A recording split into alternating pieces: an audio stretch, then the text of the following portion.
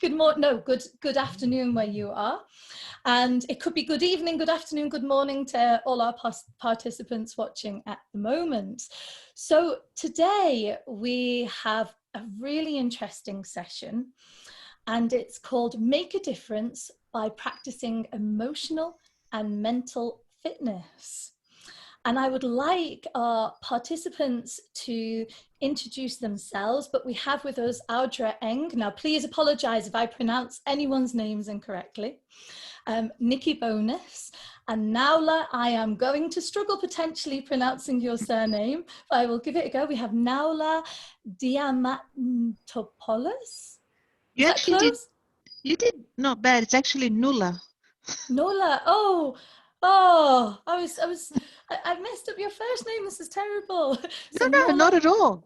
Noula. Yeah, you say it so beautifully, and you actually did pretty well on the surname Diamantopoulos. Oh, good. Oh, I feel happy now. I'm not too asleep then. No, you did perfect on the hard part. Phew. Thank you very much, Noula. Noula. Yes. Yeah, Noula. Yeah. Right. Okay. So if I could hand over to our wonderful panelists to talk about their webinar, I have a question that I'm going to share with all our viewers. So if you'd like to just contemplate this question, I'm about to put in the chat. One moment.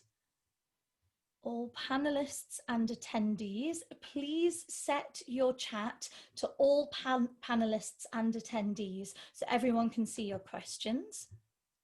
And here we are.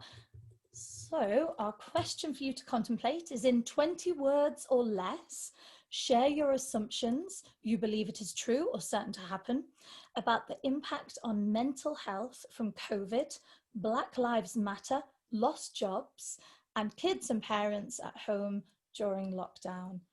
If you could please share your thoughts in the chat. I will keep an eye on the chat and hand over to our wonderful panelists. Thank you very much. Thank you, Leah. I'm Audra Eng, and I'm extremely excited to be here with two luminaries from sort of the mental and emotional fitness arena that I've been working with for Noula. I've been working with for over, I think over 10 years. And I met Nikki more than a month or two ago, and I think she's done some amazing work for more than 10, 12 years in emotional, mental fitness for kids, life skills for kids, and I'll let her speak. But let me just introduce our two panelists. Nikki Bonus is the CEO of Life Skills Group, and it's a market-leading company that delivers social and emotional learning skills to primary schools across Australia. For more than a decade, Nikki's team of over 80 teachers have worked across schools, over 600 schools, reaching about 500,000 primary school students and helping them be equipped with life skills to help them manage everything and the challenges and navigate the 21st century. We're not frozen, right? No, just Leah that's frozen. Just checking. Okay. Definitely there. Excellent. Noula Diamantopoulos is a trauma-informed psychotherapist melding together current evidence-based psychological techniques, positive psychology, and creative processes to support and rebuild mental health. Noula is also the founder of the Because Movement. It's a not-for-profit initiative that drives change in the general perception of the role of art in restoring mental health and well-being. And I'm the moderator. I'm the Chief Operating Officer of Life Skills Group. I'm very passionate about growing and scaling sustainable social impact businesses focused on improving mental and emotional fitness and increasing education opportunities for equitable futures for all. My past has been about 4 years of experience in not-for-profits in the United States, and I also spent 16 years leading a number of product startups, technology startups, most recently, namely Atlassian. I was the VP of product for Atlassian for over 5 years. So let's get straight into the webinar. I'm just curious what people were saying and what they thought the impact might be. And it's great to see some of these comments about how it'll really cause more stress and there's a lot of challenges and we have to adapt and learn. And it's also going to impact the livelihood of people. We definitely have been seeing that, and it's been a burden to be at home and not in touch physically or with that contact in the workplace and with your colleagues. Yeah, there's just so many impacts that we're all seeing, and this is why we're here. And this is the work that I think a lot of you are doing to support your communities, your clients. And we're hoping this session will really be able to discuss some of the ways that Noula for her business and Nikki for her business has adjusted and adapted to helping their communities, their clients, and talking about that. And then the next piece is really just taking care of your own mental health. So as coaches, as therapists, as teachers, we understand that it's also really important that you're not only taking care of your community, but first and foremost, take care of yourself. So there's some tips and tricks we want to talk about and what we've learned. So we're going to get into some of these topics, and please feel free to ask questions. We've got a couple of polls to ask you and help you participate. So we'll get right into it. Just taking a quick poll. I don't know if Leah, you're able to pop this in there, but we just wanted to know what you were hoping to learn most from the webinar. There's a couple of things: tips or new skills to help mentor, guide, teach in this difficult new environment, tips on how to improve your own well-being, lessons from the speakers on their own journeys and how they've managed their practices, or other. Maybe it's all of the above. Maybe you can just say all of the above, or if there's something very specific that you want to hear, let's hear it.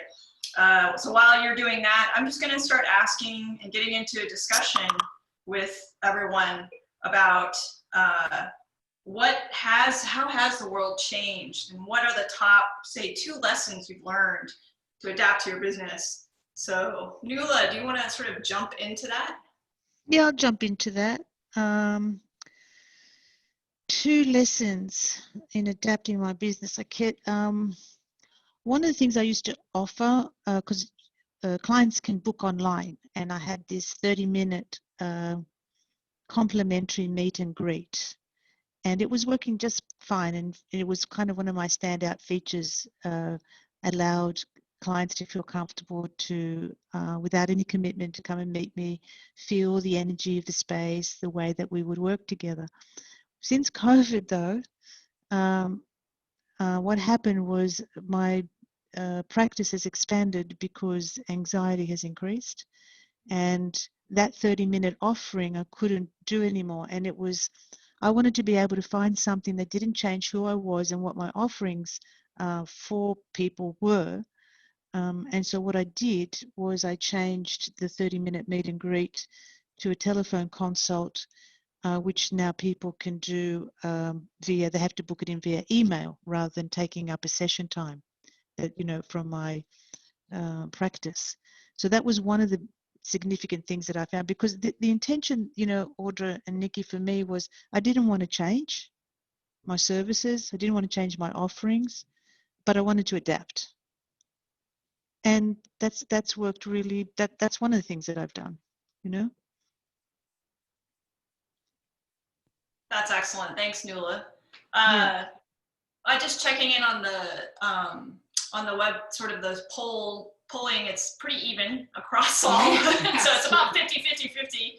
So about 8 to 9 for votes for each. So we're going to cover it all. And then if there's specific questions, we'll dive into those.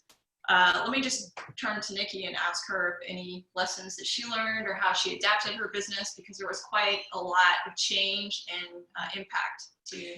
Yeah, absolutely. Thanks, Audra. I was just sitting here reflecting on, pre-COVID and now, this period of time that we're in.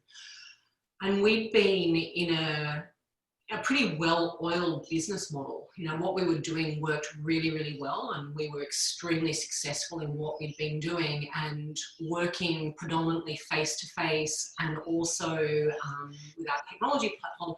A lot of it was about relationship building, like you were saying, Noula, about, really building trust and relationship and meeting and greeting and having an experience that we offered.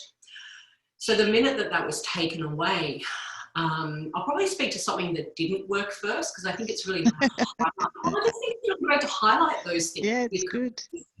here we are on this panel, and all of us are working in an area of coaching or, you know, caring, or working in an opportunity of taking care of our clients. And what didn't work was running towards it and trying to fix it instantly with a million different things.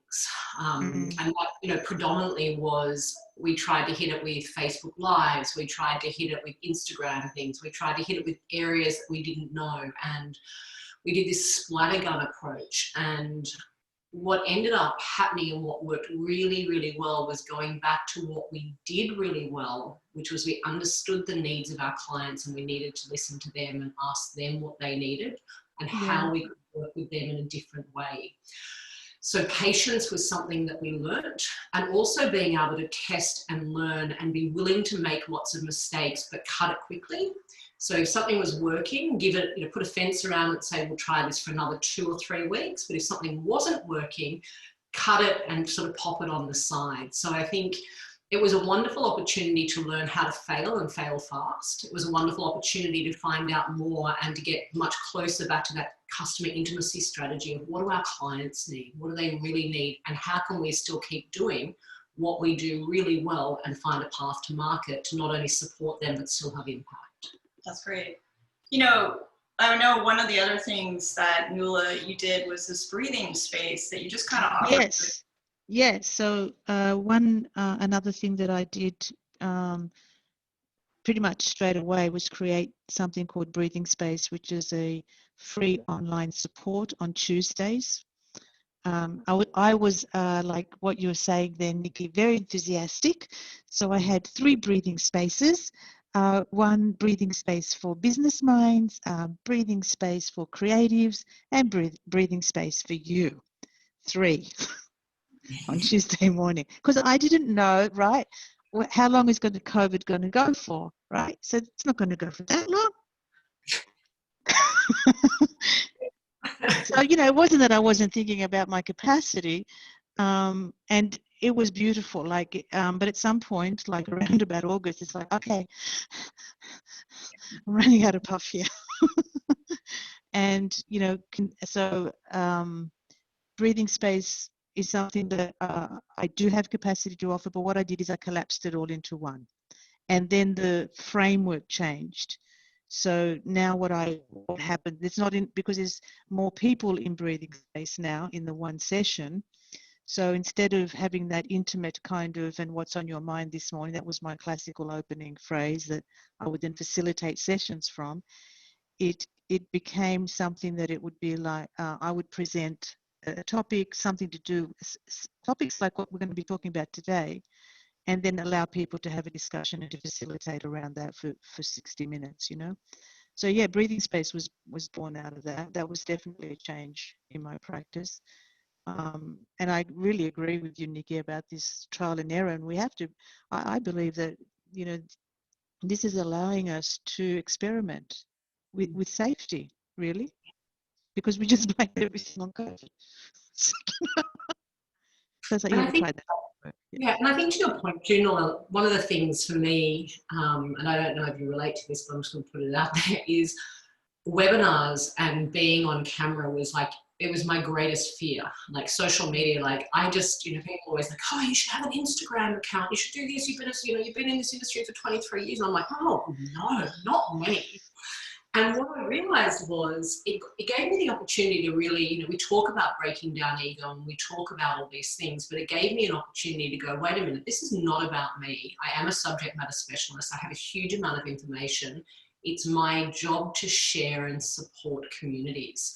So I need to overcome myself, get in front of that camera, even if I'm tired, worn out, like, you know, I look back on some of the things that we did, and be able to create community and educate community and offer tools. And I think to the same point, being able to offer webinars, and it's been an opportunity to be able to bring together people that might have been based in America or might have been based somewhere else, that we can now co-facilitate and work together as a community, because I think these times call for a we rather than an I. Yeah, definitely. Without a doubt, what I find now with breathing space, because it's, you know, it's complimentary, it's free of charge. There's no, there's no financial exchange. And I didn't expect the level of support, but in particular kindness. So people now will text me or email me to say, apologies, I can't make it today, which I don't expect that, because but that's how committed they are. And then they're saying to me, if somebody, because everybody seems to have found a little role. There's a beautiful person called Michelle on Breathing Space who somehow happens to find a poem that is relevant to whatever topic we bring up. I know it is so beautiful. And so, people will say, I can't make it today, but if Michelle, gives us a poem, please send it to me by email. So there's your community, right? There it is, live, And we know, especially pre-COVID, when there wasn't a financial exchange, the dropout or the commitment was, very easy, right? And the commitment was like, comme ci, comme ça. But there's a difference. There's a big difference. Another thing in my practice, because I have somatic practices as well, so body-based practices, and post-COVID, this had to change. I mean, how do I do, because somatic is, touch. And now COVID comes along and there's no touch. And how do I, not only the idea of staying connected with my clients, but, and finding ways to do that, but also to provide what touch provides, somatic processes provides, that I couldn't do during COVID. So what I ended up doing was I adapted a lot of techniques. So one of them that I did was finding like a scarf or something. Well, I had to put two together because we're 2 meters, especially in the beginning, not so much now, but we were 2 meters apart. And my client would hold one side of the scarf and I would hold the other. And that, as silly as that sounds, if you're a relational type of coach, therapist, then the fact that we're touching either ends of the same scarf or, and then it can become a little bit playful, with the scarf, there'll be a little bit of tugging here and there going, what are you thinking right now? So we found different ways of communicating, with the scarf. So that was another thing that, that brought, that needed to be adapted. Hugs, like not all of my clients, but there's a number of my clients that we would hug. And right in the beginning, that was one of the awkward, like, hi. That there was this little dance that we created. Hi. Yeah. So, I think yeah. I was going to say, it was just interesting how creative we've all become and to try to connect. And then there's actually some ways I think have been even more fruitful in the experiments and the things that we've done, because there's just been a lot of uptake of the webinars, the well-being webinars, the feedback and the community and the commitment, as you were saying, Noula, that's sort of come through. And then also adapting, I think, for our business, most of the in-school learning had to stop because the kids weren't in school. They were at home. The teachers were having to adapt. We try to support teachers quite a bit. So not only having a product online to help the kids with learning new social and emotional skills, but it's also how do you support the teachers remotely. So there's a lot of different ways that I think we've... And I think we're just into that, and I was just reflecting on what you were saying, Noula. I had this, and maybe because I come from a traditional teaching or that kind of working one-on-one with being really present with another person. And initially, prior to COVID, I was quite judgmental of how do we hold space for another, particularly when we're often co-regulating. We've got someone who's dysregulated. And what I learned over time is if my intention is there and I'm still as present as I normally am, I can still work with people, and I have those people going, I feel calm, or I feel more in my body, and I'm still present. And I think a lot of assumptions, back to what Audra was saying, I would never have thought about delivering our professional learning online, because I felt like I needed to be in there. I'd always been either on a stage or working with groups, or I never felt like I'd be able to touch them. But it was actually my own assumption and fear that, you know, I wasn't able to transmit or do whatever I was going to do when I was working with groups of people. But what I realized during this period that really stood out for me was, without that sense of belonging and without being seen, our mental health is so impacted. So by even having a witness, be that on Zoom or be that in the groups, say the breathing room or the webinars that we're doing, that ability to still be able to see these beautiful, incredible human beings and come together collectively in that sense of belonging, in such sense of separation, has been vitally important. And it's been incredible, the feedback that we've got around, I don't think, and as coaches and as teachers and as people who present, I don't think I'd had an opportunity to be able to receive feedback the way that we never would get feedback. So we'd instantly get feedback saying, you have no idea what a difference you made to us. We've been in Victoria, we haven't left our house for X amount of time. You know, I can't tell you what you and Sally did tonight, in just being there and acknowledging what, you know, what this time was like, naming it, being present and giving us tools and tips. And that instant feedback was also able to how we could build that customer intimacy to really begin to be open a little bit more as trainers or as teachers, to be more vulnerable with really not needing to know all the answers, but also opening up a community to begin to talk more. And I think that's been an amazing, for me, that's been one of the things that I've celebrated, that it's no longer, I have all the answers, I can hold space. And I know, you know, I might not know how we're going to get through this, because if I did, probably would be experiencing my own stress in certain areas, but I can hold space. And that has been that instant feedback loop, that ability to offer that to people we don't even know. Like a lot of these people we've never even met, but they just keep turning up to our webinars, turning up to sessions we're running, and it is so fulfilling. It is incredibly fulfilling. And I love what you talked about, taking that dollar value away. I think there's been a real truth serum around, you know, everyone's stuff's come to the surface because our security has been so rocked that the need for a coach or the need to be present or the need to connect is so highlighted right now. And in a way, that's something to really celebrate. You know, as you were talking, Nikki, what the thing is that COVID is an equalizer.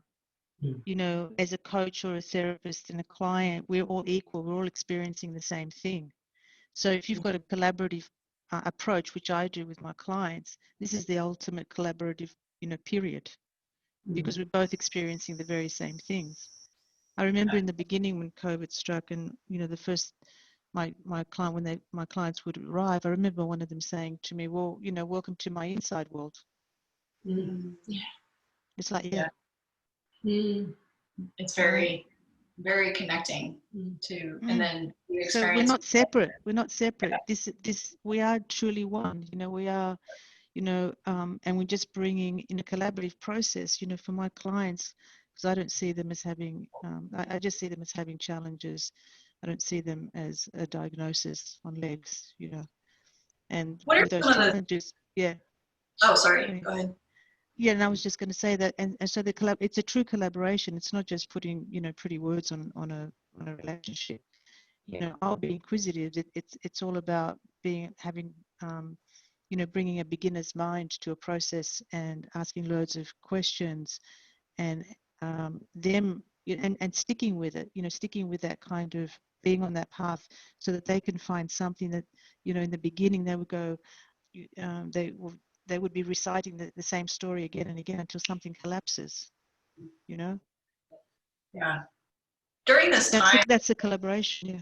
Yeah, it's definitely a collaboration. I was wondering if you had, say, Noula and then Nikki, but what are some of the things that you sort of have tips and for different coaches or teachers in these spaces to help support their clients? Was there something that you did, that you stories you might want to share? Yeah, I got a beauty. Because, you know, the clients are my best teachers, right? And what happened during COVID, a client came to, one of my clients, you know, asked me what happens to her when I die.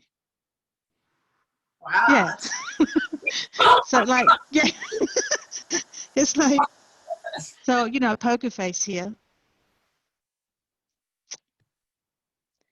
Just give me a moment while I try to regulate myself, right? And it was like, well, you know, and I explored this with the client. And I said, okay, just, you know, let me think about this, because they were very worried about, you know, me dying all of a sudden, right? Anyway, I put that aside. And then a second client came and asked the same question in a different way, but it was like, you know, well, you know, you're one of my supports and I'm just a bit concerned what happens when you die. And it's like, at this stage, I'm like, Do they know something I don't? yeah, am I looking a little bit pale or something? Have I lost weight? I don't know. I'm getting a bit worried, right?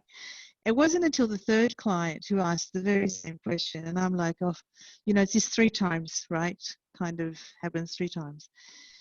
And it's like, yes, I said, there's been a few who have asked me that, and I'm just reflecting on it at the moment. And they say, I know that there's no one else like you, Noula. It's not about that. It's just, you know, I'm, you know me. It's like, how am I going to, I need to find somebody else also who knows me, somebody who is like you, not you, but like, you know, what it is that you bring, et cetera, et cetera. That was enough languaging for me to go and figure something out. So here's my tip. You know, our clients need a village. So I'm now preparing a village. So I've got a godmother for them so far. The godmother is a colleague and a friend of mine who is not going to take on these clients. This is only for, you know, some of my clients, but who knows me so well, is able to then be to match somebody else for them, because, you know, she knows me. And the opportunity given to my client is that they will have somebody to talk to go through a bit of grief processing, right? So they have a godmother. So I'm building a village for my clients. So you guys might want to consider building a village for your clients. That's Not, amazing. Yeah. not just a godmother. I mean, just a bit more than that. A God village or a village. Yeah, just put other people in there too. You know, but, you know, use your creative thinking, come up with some, you know, other archetypes as well. But, you know, I'm just starting with the godmother. Yeah. Yeah, I think, and thank you for that. That's incredibly, that really touched me. I loved that, because I'm very much about community and village, and particularly session planning to make sure we've got support. Being a person who has a lifetime of abandonment issues, I think it's really important that I have these things. So I'm going to remember that one. Yeah. I think I don't work one-on-one with people so much anymore, so I mainly work in a group environment. So my big tip and takeout has been working with groups of leaders, so groups of principals that have been leading through such an unprecedented time. And I think of, you know, any group, education has just been turned upside down, inside out, and they've been asked to do things so differently. And I will definitely adhere to my clients, or definitely my greatest teachers, because at the beginning it was, how do I lead when I don't know what to say? How do I keep leading? And me being the one that always likes to fix it and kind of come up with great ideas, I found myself looking at them and going, you can't, because we haven't done this before, but you're going to have to slow down. You're just going to have to slow down. And you're going to have to learn how to be so uncomfortable in the uncomfortable and not knowing. And that became a really big tip. Like, how do we sit in the unknown? How do we as leaders not be able to say to a huge group of people that look at us and go, what do we do now? It's like, we're going to slowly, without making rash decisions, we're going to take care of ourselves. We're going to eat, sleep, we're going to take care of our family. And we're going to slow down. And that was a huge lesson for me too, because I put a lot of pressure on myself to constantly be studying or upskilling or doing more neuroscience, or, you know, the first month I was explaining what's happening in the brain and getting good PowerPoints, and I was sending them out to people, and I discovered this new research on a certain part of the brain, and you strengthen this. And then I got to the point, and I was a bit like you, was like, whoa, this is not going to last 2 weeks. Like, this is going to last a month. So we better do something. And I think that, to me, that's been one, and I presented last week to a large group of principals. that ability as a leader to look people in our eye that are looking for leadership and to go, I don't know, but this is what we've got in front of us today. Do you think we can do this? Do you think we can do this? And taking bite-sized little pieces and celebrating those little pieces, like literally celebrating the smallest thing. We got up, we survived another day, we changed, went through another change. And I think that was a great lesson for myself, but also for my clients, and very humbling for myself too, to be able to sit with them and say, I too am sitting in this space of complete discomfort, complete anxiety at times, because the pressure to want to keep performing as a leader, I haven't done it before. I haven't done this before, but what are you noticing inside of you right now? Yeah, beautiful. That is all I can do. And to give them that gift, to then be able to create more intimacy with the people and their staff around them as well, and then impact their students, where suddenly it became more around the human rather than the output of curriculum or the output of reports and things like that. It's like, how are you? How are you? What are you noticing right now? What are you, the human, noticing? Was there a sorry, I was just going to ask, because one of the things with this conference we're in, I'm just curious if either of you sort of have a story around the people that were highly impacted, or maybe they were disadvantaged, or there was something, or it was just even harder on them. And then how did you sort of guide them, or was there anything that you kind of had tips about learning something that really seemed to work for those situations? Yeah, and it beautifully follows on with what Nikki was saying, because it's the Heisenberg principle, about the uncertainty principle, right? And that client that I was talking to you about, who said, well, welcome to my inside world. And the realization was that there was nowhere for her to hide now. Outside was the same as inside, right? And this period, this COVID period, I have to say, I have had the most transformative experiences with my clients than I have ever had. This mess, this chaos, this uncertainty, this not knowing, right, and for all of us, has allowed us to go to places that there was a lot of timidity about before. So it's natural, this environment has created a natural space to allow a lot of things in that previously were too frightening. So when you were saying, what are you noticing now? And the opportunity of then saying, are you able to make space for that now? Can we welcome this in right now, gently, gently? I mean, not as straightforward as that. I mean, we don't want to dysregulate someone, but this is what's happened. And the transformation, in particular, one of my most challenging clients, phenomenal. So it's sticking. It's don't be scared. It's to stick with whatever your processes are. This is rich terrain to really dive deep with the clients, and to continue doing the good work. And don't doubt just because it's COVID that things are ineffective. They're not. If they keep coming back, that's it. They keep coming back. That's it. We're doing something. It's even if it's relational, like Nikki, just the idea of being witnessed. How powerful is that? So powerful. To be validated for the feelings that you have, or the experiences that you're going through. I've got one young person who's going through a challenging time, with drugs. And yes, everybody wants to fix that. No. Hold space now for this hero's journey that this person is now going on. Don't judge it. Don't stop something. I mean, yes, have plans, plan B, C, D, E, and F. I've got all of those in place for when that moment comes, but you can't. And is it frightening? Yes, especially because of these times. Yes. What's the goal right now? Keep him alive. It triggers in me, Noula, because I was one of your clients, and you transformed me. And I think it's because you held the space. You were it's the presence that you allowed to witness what was going on with me and letting me be. And I think that's the amazing thing that I find in you, with the ability to not only customize how you address, but it's more like being present for that person and witnessing what they're going through. Yeah. And it happens for everything, for the students, and that's, I think, what Nikki's curriculum teaches.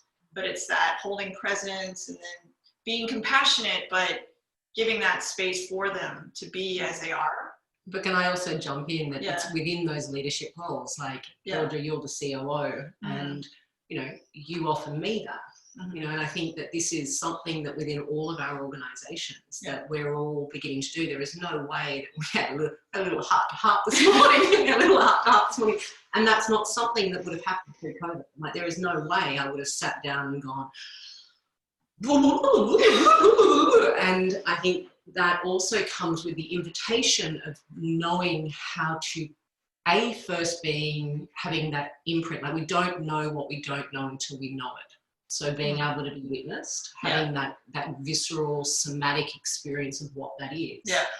We then offer that to someone, and it comes back to that teaching practice of, we can't teach anything we haven't walked through. So we need to, you know, and I think, you know, I hear that Noula supported you in that, and then I got the privilege of witness of having that held for me this morning. And when, you know, here we are on a coaching kind of platform talking to coaches, this is an opportunity for us not to duck and weave the things that we have been avoiding because we've been so busy taking care of everyone else. And I think this is, if we come back to that part of, you know, life moves, you know, you're busy. If you're successful, you're busy, and you're always taking care of someone else. And suddenly all those people are not in front of us. And there's a lot of time to begin to go, how do I sit in the discomfort of me at times too?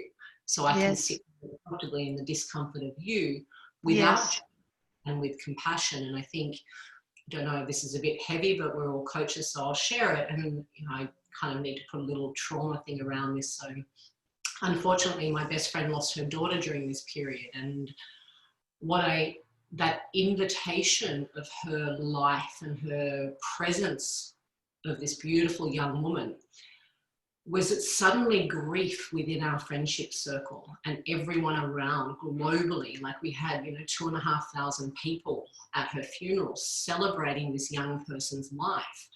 But when we talked about it over the next couple of months, one of the things that we both celebrated that her beautiful daughter's passing had brought was removing the fear of public grieving. And, you know, COVID has brought, like, when we really look at this period, we're all grieving. We're, you know, we're grieving the loss of our freedom. We're grieving the loss of, like, I'm a really tactile person, and I'm a CEO. We can get fined for touching people. No, I'm serious. Like, it's serious. And the amount of times per day I'm about to go, and I want to grab people. I want to, and I think there's so much, and there's grief in the small things at the moment, but that grief is already in me. That grief is a lifelong time of not really letting that grief come to the surface. And by bringing what I found during COVID and with my friend's daughter's passing, was suddenly a permission to bring grief out. And grief was not something, because we don't allow grief. We don't like grief in public. We don't like talking about it. It kind of gets put over there, and it's something we do only with our coaches or our psychologists, and we pull our socks up. But to learn to move while grieving and still be held within a community, and to allow grief to be part of an emotion that moves through us has definitely been a shift I've seen, and a shift that's happened if we're willing to go near that really scary, ugly, frightening thing, which is grief, you know. And there's beauty in it, and there's connection, and there's vulnerability, and there's intimacy beyond my wildest dreams. Beautifully said, Nikki. It's no, grief is a big topic right now too, and there's been instances where you know, people want to speed through the grief, and the way to get through the grief is you got to go through the fire, right? And there is such beautiful richness when you do that, when it's understood by whatever teachings, you know, you may give a person about that. And for me, it's you know, pain has something, brings us something. Suffering is something that we can put it a little bit of ease onto, so you don't have to have the suffering. But the pain, no. Sit with it, make space for it, wanting to overcome it. And I think you might be right. This idea of loss, it's happening all the time, and sometimes we forget about it. I mean, every time a client leaves a session, there's a loss. There's a death and a rebirth every single time. It's in our breath, in our inhale and our exhale, There is those moments around us all the time. That's what makes life so precious, and when we can make that space for, and I take in a big breath right now, for grief. Grief, what is grief? For the loss,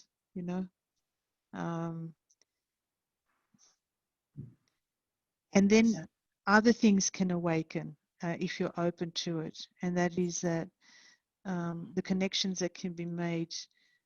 Yes, we lose a person's physicality, but that's just one part of the person. It's just one part. There are other messages, or if you're open to it, that you will always be remembering that person. My mom, my mom's name was Emily Rose. Not both names, not common. Right? Since her passing, how many Emilys or Roses or Rosies or Rose or Amelia? Yes, I got it, Mom. Hello. Yeah. That's what I mean. Okay. Yeah, absolutely. So I bet you now someone on the chat box is going to say to me, "Hi, my name is Rose." I dare you. Go on. Go. Anyway, yes. If we go back to the title of this session, or part of this session around emotional and mental fitness, let's have a look at the first part, that emotional fitness, which is being able to meet all emotions without judgment, without pushing them away, and allowing them to bear the gift rather than running from them. I know part of what used to make me giggle, and I often share about this, is people would come to me and they'd be like, "Nick, can you teach me how to stop feeling so much so I can get more done?" Yes. If I had $1 every time. So you talk about self-regulation. Teach me how to make all these feelings go away. I'll be so productive, and I'll get the promotion. I'll then be able to climb the corporate ladder. And I just sit there and I giggle that as a society, it's like, well, actually, no, that's where our juice comes from. Like, emotions is where our color comes from. It's where we find out, how many times as a client said to you, "I really want to understand myself, or I want to get to know myself." I'm like, well, you've got to go there. You've got to listen. You've got to get those little emotions knocking on your door and going, "Hey, that's what I care about. Hey, that's what I don't care about. Hey, that's what offends me." And I think, I bring humor to that after the heaviness of the grief, because it's a little bit like Rumi's poem or the guest house. Let them all come in. They don't move in. They don't live in our house, but they flow through us and they visit. And that's also, we come back to that mental and emotional fitness. It's what our makeup is. That's what gives us that juice and that vibrancy and that ability to not only connect, but also be passionate and full of love and full of, the ability to be able to be present for another. So I just thought I'd throw that in there. It's beautiful. Good on you, Nikki. Good on you. Yeah, it's nice. Oh, Rumi, that's courtesy of Rumi. That's not me. Yeah, I know. That's Rumi. Yeah, it's good. Good on Rumi. Yeah, very well. Yes, the poem of the house, and it reminds me too of the when you're speaking about emotions, how often we think that we are the emotion, right? But we're the person who's experiencing the emotion. We're not the emotion. The emotion is here to tell us something, but we've got to learn a little bit about the language of what it is it's trying to tell us, And if you can separate it and recognize that that's something is being communicated to me. I just got angry, for example. I need to, after you regulate yourself and come back, you need to have a look at that. You can have a look at that and figure out what was the message there for me, because I'm the person who's experiencing a dysregulated nervous system. And what it is like when I do the somatic work, it's the idea of having a container the capacity to have emotions, however, whatever they are, all the kinds of emotions, you know, good ones, not so good ones. There is no such thing as no good ones, but anyway, that's another story. And then when something happens and we get triggered and we get flooded, and it, you know, the container just bursts open, and it feels like all of our body is that. But in fact, it's not. It's not, but it feels that way. And when you start to recognize that that like with my clients, you know, I will say to them, is there a place right now while you're experiencing what you're experiencing that is not experiencing that? No, it's everywhere, everywhere, absolutely everywhere. Okay. So your little finger, yes, there too. And your nose. Your nose, your big toe, and Yeah, sorry. What comes to mind is the Harry Potter, the Patronus, where you all like right. you make me think of something super joyful. Yeah. Or I don't know if that's where you're going, but it just for some reason that popped into my mind. But you also have another tip, and I don't want to interrupt you, but you have this other tip about peppermint oil. I do. I've got a peppermint oil tip. That's exactly right. So I'll go there with that. But this is where, you know, Nikki and her use of humor, which is useful here too, because by this stage, when I'm going through different parts of the body, which by the way, soft parts of our body versus bony parts of our body, bones do not feel the same. Just to let you know, just a little tip there, right? So, so basically what I'm talking about, guys, is your window of tolerance, but without using such technical kind of, you know, referencing. The container is a really good one. Any storytelling narrative is useful to share with clients. So one of my most favorite tips, I'll just get it right now. Sorry about that close up. So we're talking about how to bring us back. If you guys have been doing polyvagal, then we're talking about getting back into the ventral vagal, our window of tolerance. I'm not sure what all of your trainings are. So either window of tolerance, where we're more engaged, you know, eye contact, socializing, feeling connected, love, you know, Brene Brown stuff. But it is a nervous system place. It is part of our vagus nerve. Or if you're into window of tolerance and it's, you know, getting back into your window of tolerance, which my clients have got different names for, like one of them calls it her Volkswagen. Another one is, what's that panda poo bear thing? Kung Fu Panda? Yeah, that one. Kung Fu Panda is another one. Thank you. This is the fun part that I have with my clients. Thank you so much, Nikki. Right? They create their own kind of, you know, languaging. So one tip that I have, one of my favorites, is organic peppermint oil. And please don't use anything but the highest quality organic peppermint oil.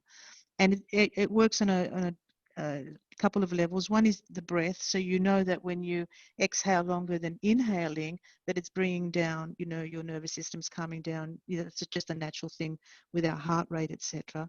When you also inhale peppermint oil, our nose is the only external part of us that is connected to the amygdala, or what we call Miggy. And Miggy, as you know, is the alarm system and sends off false alarms quite often, right? So it's interesting because you think that, well, if that's going crazy cuckoo, you want to relax it. So shouldn't I be smelling lavender? No, it's not going to go anywhere. That's like, you know, using a spray mist on a fire. You've got to bomb it with water, right? So this is the bomb. What happens is I'll demonstrate for you.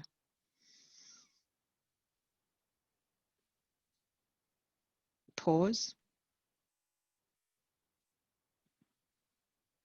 Exhale. So longer exhale, then inhale through the nose, out from the nose with peppermint oil. That great thing about peppermint oil is that it's handy. Just buy loads of organic only, please, because it's going straight into your, you know, to Miggy, goes into your bloodstream. And you can have it in your car, your, you know, office desk, you know, in your bag, wherever you are. And you can always excuse yourself and go and do that. I've got loads of tips like that, but that's a really good one that will bring, because the intention is this. Sorry, I want to add it a little bit more here. I don't want you to think it's just a little trick, because it's not. The thing is that when we've become dysregulated, our you know, prefrontal cortex has gone offline. That means you're not present. right? You're the person who's experiencing the dysregulation. You're not it. You can be. You'll end up becoming hostage of it, like, you know, road rage, for example. So you can, in this window of tolerance, still have all the feels. You can still be annoyed, upset, all of that kind of stuff, but then you're in charge of it when you're here. So the idea is, as a technique, is to bring your nervous system back down, to get back in here. Now get upset. So if I was to use the example of road rage, when you go into your sympathetic and it's been triggered and you're in, you know, fight mode, you know, you get out of the car, you slam the door, you swear your head off, whatever, create chaos. You know, if you're in your, you know, ventral vagal Volkswagen, whatever it's going to be, right? Window of tolerance. That's right. Yeah, panda bear. So that one, when you're in here, you can go, you know, the road rage will look more like this. Are you okay? Yeah, I'm okay too. Everything's okay. Everyone's all right. No one's hurt. Listen, you banana brains, what the hell were you thinking? So you can still be angry. Right, but you're angry here, not dysregulated. Yeah. Yeah, that's a tip. Great. No, it's super useful. Can I jump in there? I have this beautiful woman who I met back in 2016, and she was one of the first women that did leadership programs at Microsoft, and she ran the legal division, and she was this, she is this amazing human being. And you just tagged me into something I haven't thought about. I feel incredibly grateful for her. And we were doing this coaching session, and we got all these little slips around, you know, how would you respond to this situation if someone said this to you? And my slip was around someone getting really angry at me in a work environment, or, you know, just experiencing anger towards me. And I sort of sat there, this was quite a long time ago, I kind of sat there and I was like, I'd ask them if they want a cup of tea, or, you know, I'm just trying, just sort of, do you need to breathe? And she's like, no, lean in and find out why they care so much about this issue. Like, yeah, lean in. Beautiful. Let anger be a way for you to understand that this person feels so violated by something that you've said or done because they care about it. And this is a tip. I could give you a million tips to manage, like, you know, anxiety or nervousness or things, but in you sharing that story, you've just suddenly reminded me, as a woman in leadership, I was so terrified of my anger, and I was so terrified of everyone else's anger. But she really helped me make peace with anger is such a beautiful emotion, because it helps us to recognize when one of our values is being broken, or someone's bumped up against something that we really care about. Yeah. And your Kung Fu Panda story and your peppermint story, like, I feel like that, to me, as a person working with staff, working with other people, and particularly experiencing, if we look at this time, I've often said to my friends and family that having spaciousness at the moment to not expect normal behavior is really important. Like, if I go to this world right now and I expect you to be normal, I'm going to be really disappointed. And if you expect me to be normal, we're going to have lots of relationship issues. So if I can open that spaciousness up, but also start getting really attuned to listening to what you care about. And I just thought I'd throw in the anger one, because suddenly I went, this woman, that just one tiny session, like her and I we literally worked for 5 minutes together, had a profound effect on the way that I led, the way that I acknowledged my anger, the way that I no longer feared it, and I no longer feared other people's, because all it was doing was just a little signal to say, wow, you just overstepped my boundaries, because I care about this and I don't know how to articulate it, because I don't even know I care about this. Yeah. So I think the thing is, okay. Sorry. Sorry, we're all excited now. The thing the thing is that to get to that place where we can reflect on that, we need to be here. Absolutely. That's why I was like, yeah, that's right. So after we get here, and then the reflective process, which is so beautiful, you're absolutely right. Anger is, you know, there's been a breach of trust. And we haven't realized it in that moment, because that was that trigger. Because the trigger, you know, from Miggy is to say something's gone wrong, because it comes from an implicit memory, generally speaking. Yeah. So, but we don't know about, we're not there, because we just became hijacked.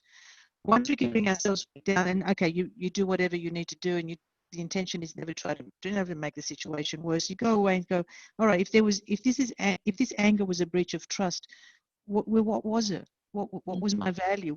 Where did they step over the? Because many times it's not even conscious. Absolutely. Absolutely. You know? So, and these things are, sorry, my little pup is mucking around. I'm back. These things are beautiful self-awareness moments, you know. This is how we grow, through these little ruptures. And this is where our clients grow through, from ruptures. Never be afraid, you know, of a rupture. I actually look forward to, not that they're very pleasant, but nevertheless, you know, I look forward to the repair. Absolutely. One of those things, because I know I've talked to Nikki and the difficult times, and I know that we've all been through, and it's been hard for, definitely for coaches, for you, both of you as leaders in these areas. So how do you take care of yourself? You know, I know that you've been through a lot, and Nikki, you want to share sort of some things that you've learned, or how you've sort of taken care of your own well-being? I think it's, you know, I started out with COVID thinking that I had a really amazing practice. You know, I practice yoga, I practice meditation, I see a psychologist, I see a naturopath, I do Pilates, like you name it, I tick those boxes. And what I realized is I had all of those external practices that were internal practices. But one of the greatest things that I learned during this period of time is a lot of those practices required me to go on my own and do them. So they were a reflective practice. So I'd be on a mat, or I'd be in meditation, or, you know, if you said to me, Nikki, go and do a silent retreat for 7 days, I would just be the happiest person on the planet, because that's my go-to happy place. What this period around self-care has actually been about learning to remove that part of me that runs to a mat or a cushion or a quiet place, and learning to allow another to be there, and learning to find that place that I go, hi, could you help me? I don't know what to do. Or could you sit with me while I'm really struggling here? And that was, you know, I kind of feel quite, I'm going to just name it right now, uncomfortable. Here we are in a public forum talking about that, because, you know, I've been on the mat since I was 16. I've been in a deep contemplative practice since I was 16. And I realized that that was actually another layer of armor that was connecting me to the world. And it was a great armor, because it made me look really calm and I was really present, but I wasn't meeting my own needs. So this little kind of, I joke that I'm like tiny little baby steps of coming out off the mat, kind of poking my head out and sort of checking if it's okay, going, hi, I'm a little wobbly over here right now, and then kind of crawling back again. And I think that ability to have courage to be seen and be witnessed myself has been the greatest level of self-care. Like, and I'm not there. I'm a work in progress. It's, you know, I have a lot of armor, and I have a lot of ways that have kept me standing solidly on the ground that might not have been in the best way of being in connection and relationship with those around me. So that's been probably one of my greatest, and also like literally picking up the phone to people and going, I can't do this. And I think I've done that about 3 or 4 times, like to Tim and Pete, and I've literally had to hand my company over to them at times and go, I can't, just right now I can't. And pre-COVID, I would have been crawling across gravel to keep going, where this has been like, no, I care about you, Nikki. You need to stop, and you need to hand this over, and you need to value yourself first. And that doesn't mean meditating in a cave. It means connecting with another person as well.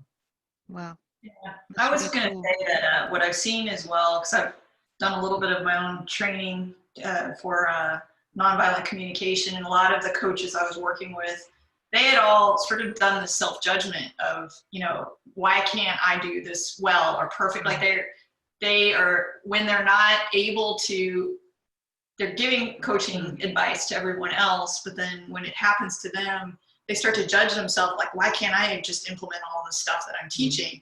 And I find that really interesting, because I think you're actually harder on yourself as a coach, and you know these practices. Noula, what do you do? I know that you have needs, you need support.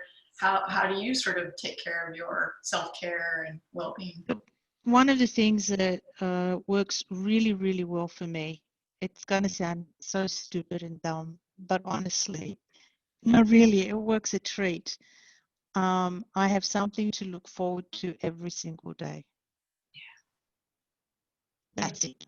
Now, it's nothing life-changing or shifting, but I tell you this, every time I think about whatever it is that I've got to look forward to for that day, smile on my face, and you know neurobiologically what happens when we smile, right? And everything else kicks in. It's like, oh yeah, do you want me to tell you? Okay, so sometimes it might be beer and sea salt chips, gluten-free beer.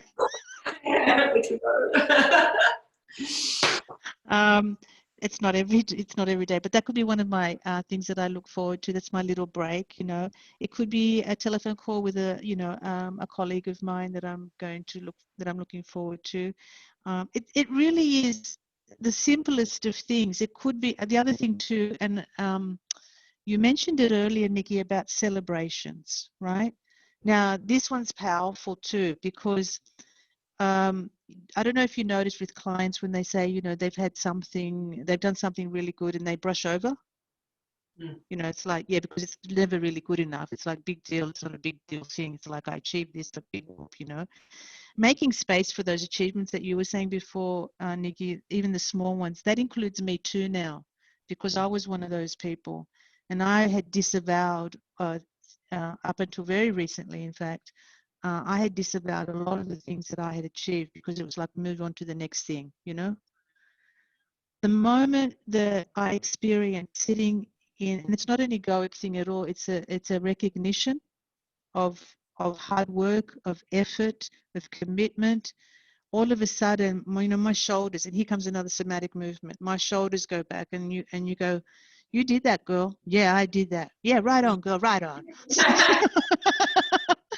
Right? And then what happens is this thing, because achievement brings this with it. The celebration of an achievement brings this with it, a responsibility. Now you're powerhousing. Because it's not like, oh my God, look what I've done. Aren't I great, wonderful, amazing, da-da-da-da. No. What you now have, yes, and you have responsibility now to share that with the planet. It's not for yours to keep. Gift it. That's big. Yeah, and we make a moment for that. Yeah, no, it's beautiful. It's so true. No, it is. I think everybody has just so many good qualities and what they can contribute and a purpose. We undervalue. A client who, I can think of one client, for example, who, she's learning. It's very, very hard for this client to learn to regulate, and she has moments of it, but dismisses them because it's like, not enough, haven't overcome it. I'm still like this, Oh, whoa, wait a minute. Add up all the moments that, tell me what happens when you add up all those moments. We worked it out. It was 2 hours. Okay, we split, but that's not the point. That's 2 hours that otherwise wouldn't have had. Right? And we start to look at it in a different way. And then that gives us that encouragement to continue. Yeah. Okay, something is, Sorry, you just reminded me of, a quote I always use here, which is Dr. Rick Hanson's quote. Yeah. That the mind is like Teflon for the good. Yes. Yes. Yes. Yes. That. It's a great one. Yes, Nikki. So to rewire our brain, we do need to bank those moments. Yes. And some of the moments, like, I love what you just said. I'm going to share a little quirk that I've had. I've never, because I don't drink dairy, I've never had hot chocolate. And there's this woman at the markets that sells this incredible no sugar chili chocolate. And I buy it every week and I have it with my coconut milk. And I've started having hot chocolate every single night, like before I go to bed. I have hot chocolate with coconut milk. And my husband started laughing at me because no matter what time of the day or night I finish or get home, I have to have this hot chocolate. He's like, you hate chocolate. You don't have sugar. And I'm like, this thing smells so good. It feels so good. It's so nourishing. And sometimes I don't even drink it because I'm so tired, but I sit there holding it and sniffing it. It's the ritual. Maybe. But it's the moment. Yes. And I often get goosebumps sharing it because I'm banking that moment of goodness. I'm banking that moment of goodness. And we know with our practices, we need to be creating that we are beginning to rewire our mind and rewire our brain for noticing the goodness, rather than particularly in traumatizing times like this, when we're always on alert. Those little moments begin to break those circuits, and it's like, yeah, banking that hot chocolate and that glass of wine and the sugar and the humanness. Yes. That's wonderful. I really appreciate those tips. I did want to open it up right about now to the panelists if there was any questions on anything that you had specifically for Nikki or Noula on how to improve mental health of your clients, yourself as coaches or communities. But I just wanted to see if there was any questions from our attendees that you can put in the chat. While we find the chips.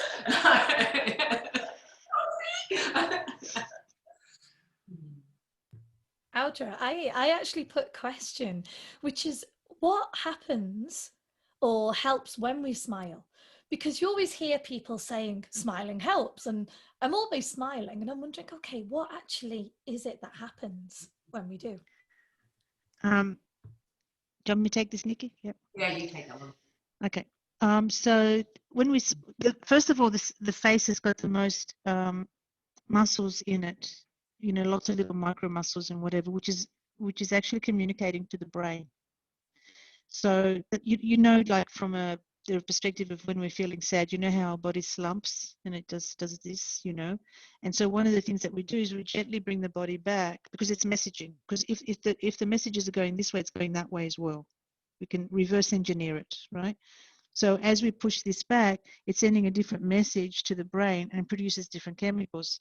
So there is the smile technique, which is like if you don't know how to smile because you're not feeling like it, you put a pencil right between your teeth. And then it forces the sides of your lips to move upwards, which gives a message to the brain that we're doing okay. And then the brain supports that with chemicals, small chemicals that are good chemicals, you know, serotonin, to make and to uplift us. There's even a meditation called the smiling meditation that you can, which I found it really hard to do the first time I did it, because you're sitting there with a stupid smile on your face. It's like, you know, but it works.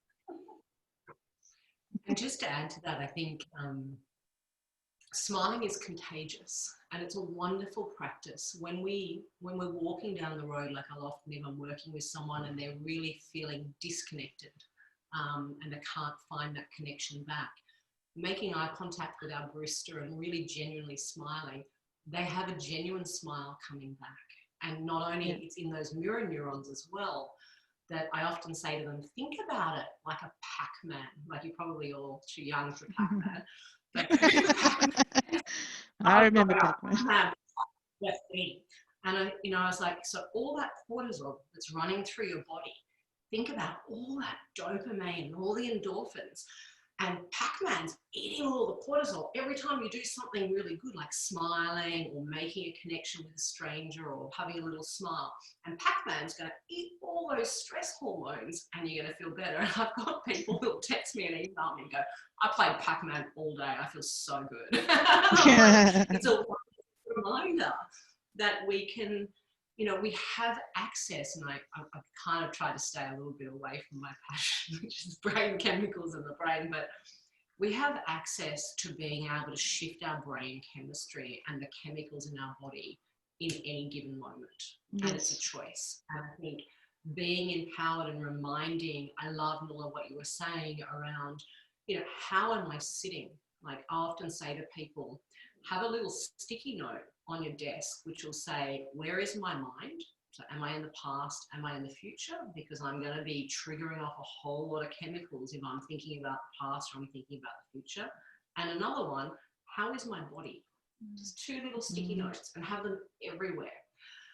Sitting up and changing, opening our lungs up, opening our rib cage up, opening our intercostal muscles up, also opening our throat up, and sitting in that position of confidence is so important. We also can instantly change how we feel.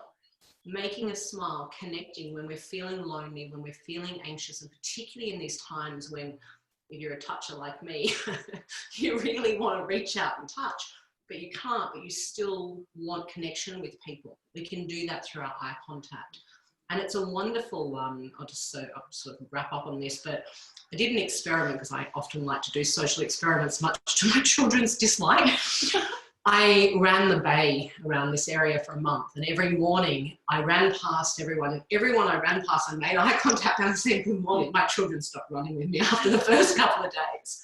After the last 4 weeks, going into the 5th week, I stopped doing it.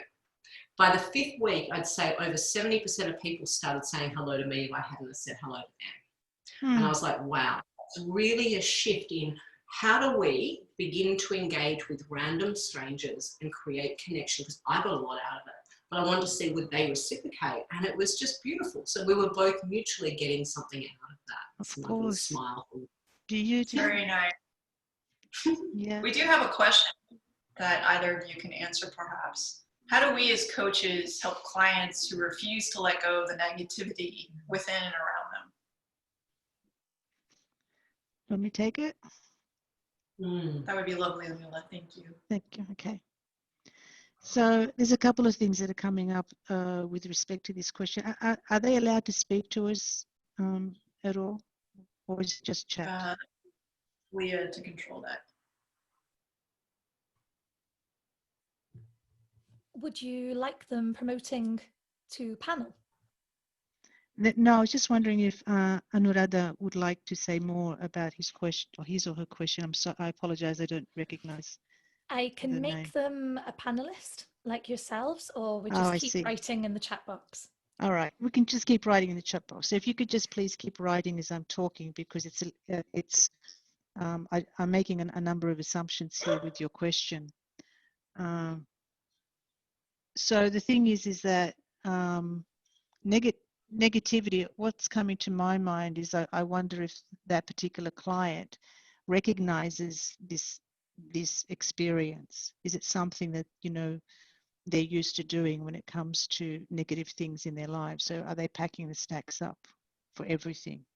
You know, the idea of not wanting to shift from negativity could also be serving them in some way. So we may not want to be too much in a hurry to take it away from them, because somehow it's protecting them from something else. And with gentleness and a lot of love and compassion and non-judgment, if you can be exploratory with the person and seek to understand more deeply what's going on without even hurrying to fix anything up, put the solution to the side for a while and just keep engaging in a conversation to understand what it is that that client is experiencing. That makes sense. Yeah. I think it's one of the, and I don't know, Noula, I'd be really interested in your thoughts on this. I'm cautiously moving towards what I'm about to say, but I might as well just say it.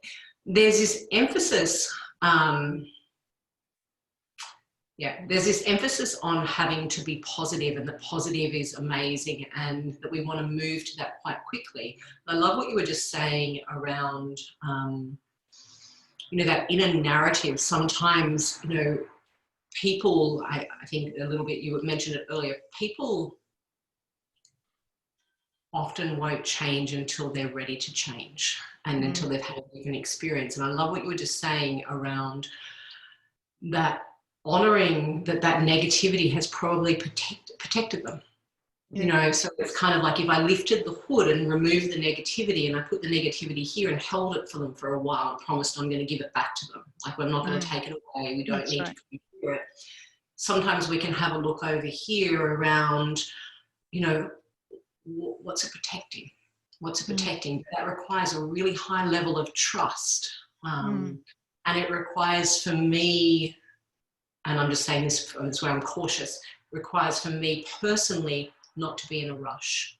and not to Yes. have a judgment, because just like we were talking about the smile, people sense more than they see.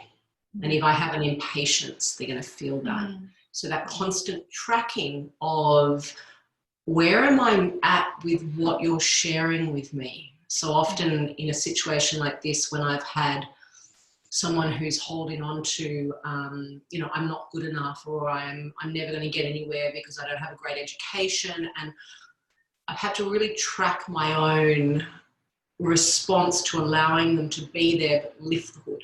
Just lift the hood and see if I can allow them to lift their hood while I don't try to fix, while I don't try to go in there and rescue. Exactly. And in what I'm reading right now about, because what's been written is negativity, like I'm not good enough, my behavior is bad, my team is terrible. There's a term I'd like to share with you, which is, you know, framing the issue. That's too big. That's too, you got to funnel it. You got to break it down, you know, like I'm not good enough. We can't answer that question. We can't even begin to process that question.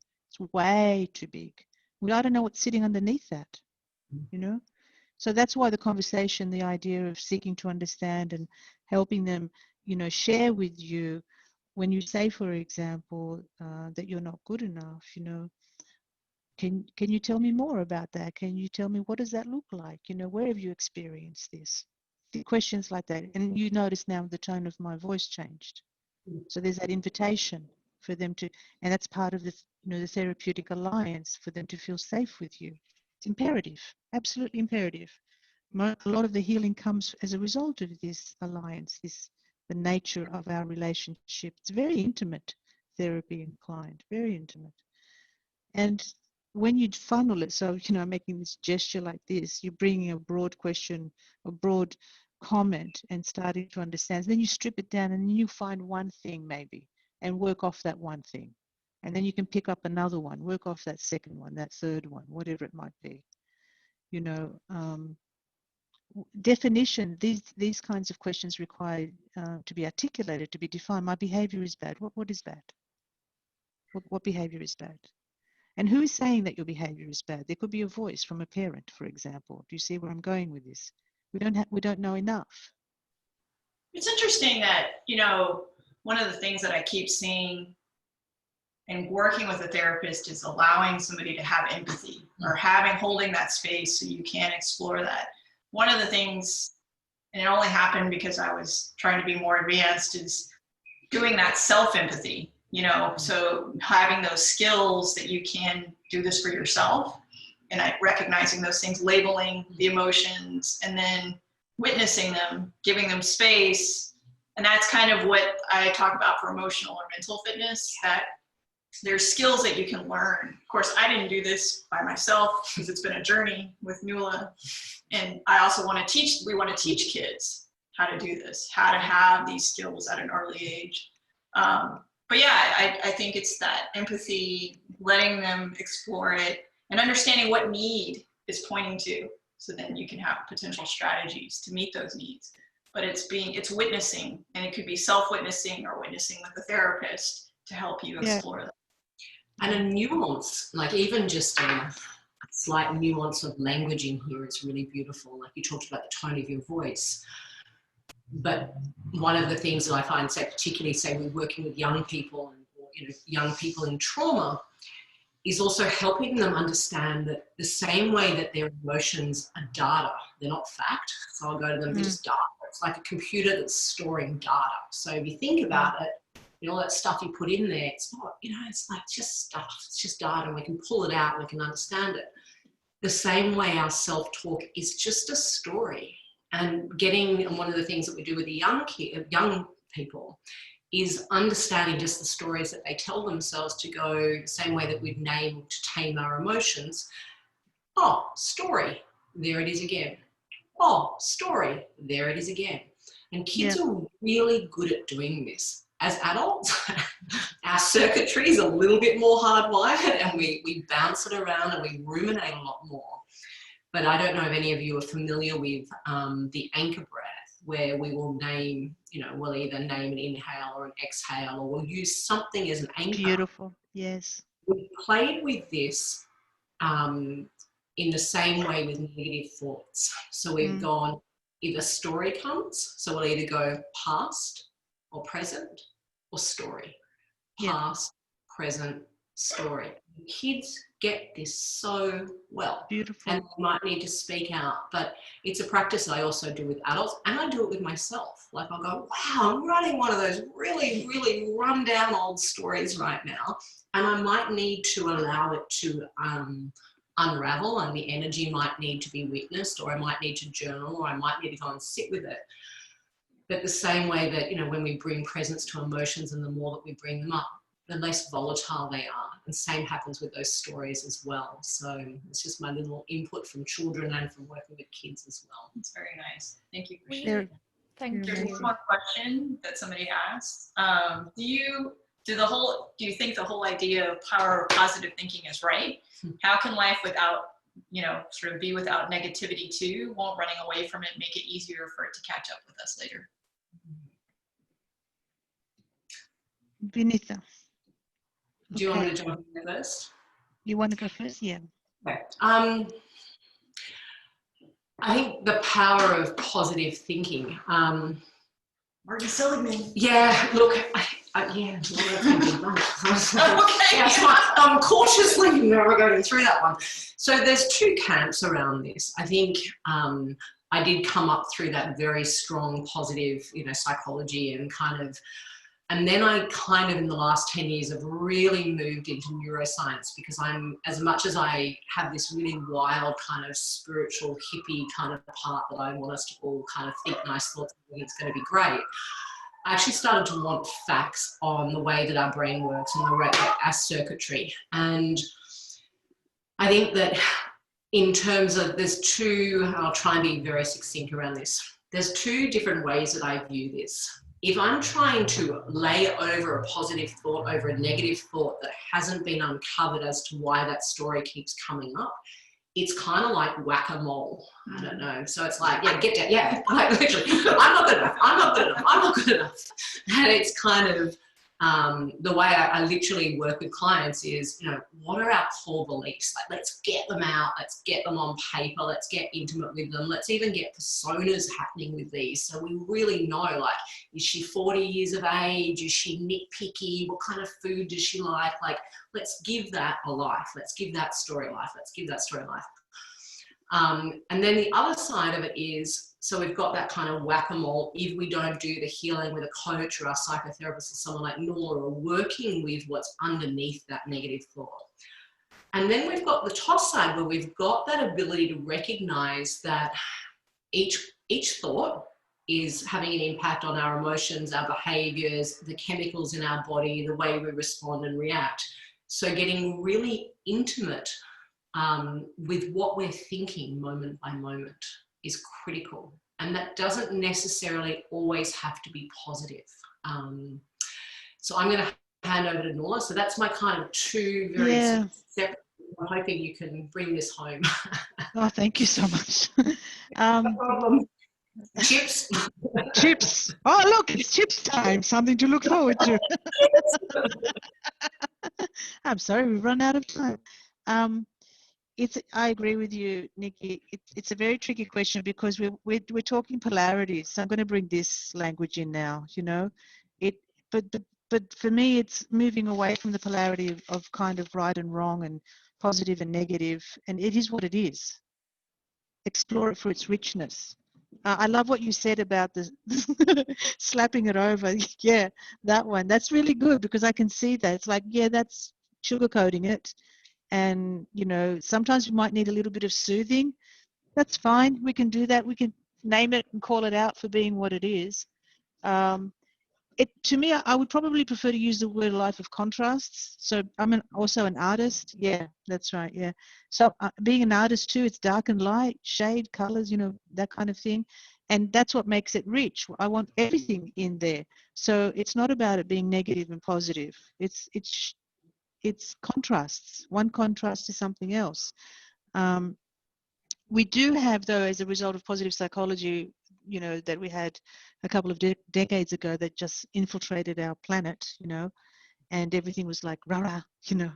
And what it did was disavow, and it was very horrible, because if you didn't pursue that, you weren't part of, you didn't belong. It's like, why does your face look like that? You know, like, no, you should be positive. Get over it. So it dismissed issues that we were going through. You know, because we weren't capable of being. I know that we're running out of time, so I'll stop there. Thank you. We have probably 4 minutes. If there's anything really quick, you know, most of these people are coaches. Is there anything, other quick tips that can be done since they're not therapists? Is there any thoughts that either of you have that might be helpful? I got a quick one for Zoom relief.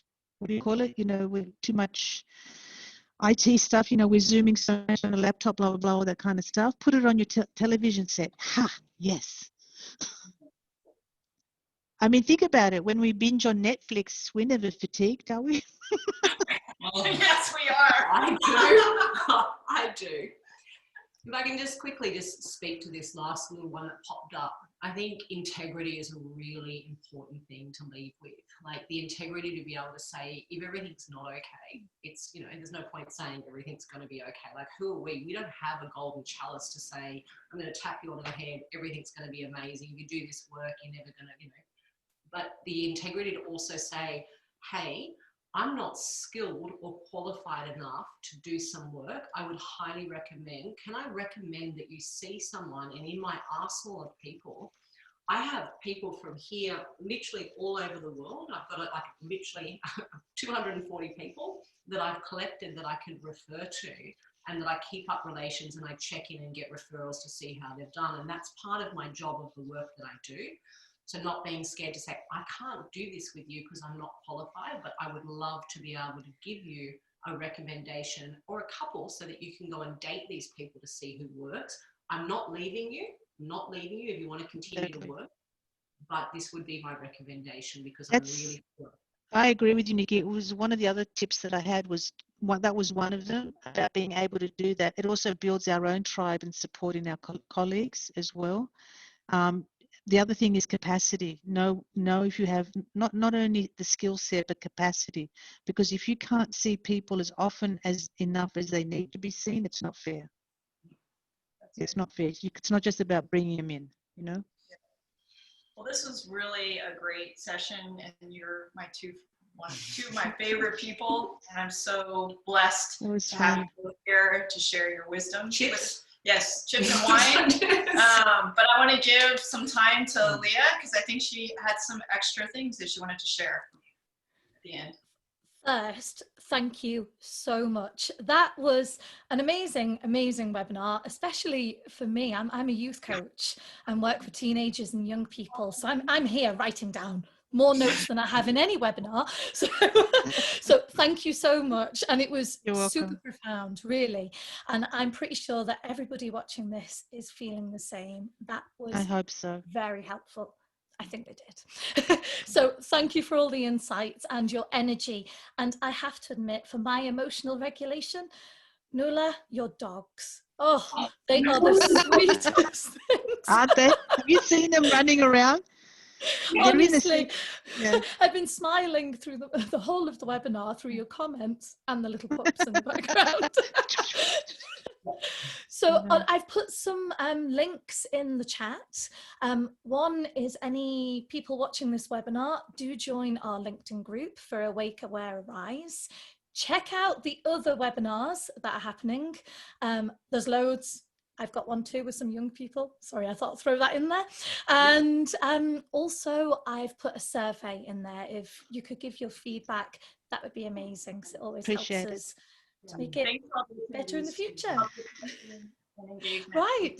Okay. So I think that's the end. We've got loads and loads of comments. A beautiful webinar. Thank you. Brilliant.